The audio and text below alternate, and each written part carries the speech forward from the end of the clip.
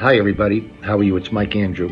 I've done quite a few videos on leadership, and I've done a number of videos about my experiences living and working in Saudi Arabia, the Middle East, and how Christianity and the Muslim faith are so compatible. Well, let me kind of do a little bit of a twist and bring them all together as it applies to leadership, looking at some leadership lessons we can get from Jesus as well as the Prophet Muhammad, peace be upon him. And Muslims cannot be a Muslim if they don't believe in Jesus. And Mary and the Immaculate Conception. Prophet Muhammad referred to Jesus as the son of Mary. So leadership lessons from both Jesus and the Prophet Muhammad. It starts with humility. That's the big thing that I've learned and I found out when being out here and growing up in the United States, that true greatness comes from humility, which also comes from serving others. And they were both known to serve others, look out for the greater good. Jesus was known to wash the feet of his followers, including the poorest of the poor. Around humility, they both said almost the same thing. If I have my facts right, the Prophet Muhammad, again, peace be upon him, said that whoever honors himself will be humbled,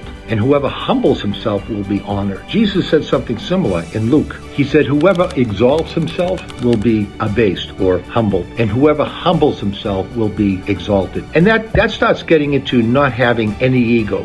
I mentioned in a recent video how Jack Welch, the former chairman and CEO of GE, said that when you were given a leadership role, you weren't given a crown. I've seen so many leaders that act like they've got a crown. You can't get into their office. You can go a whole year and you might not even talk to them. They have the good ones, the ones I've experienced, they have no ego, very little ego, and they're humble. And the X Factor, there's a book called Good to Great by James Collins, and he talks about humility being the X factor of leadership. The other commonalities of both Jesus and the prophet were empathy and compassion for others, valuing everybody, including getting input to help make decisions, leading by example. They both were the epitome of leading their lives by examples with God or Allah as the foundation of their lives. And that's what I see living in Saudi Arabia. It all starts with God is the foundation of everyone's life, and that leads to many observations of the values that I see. And with God, Muslims believe in one God, and Christians were taught the 10 commandments from Moses, commandment number one,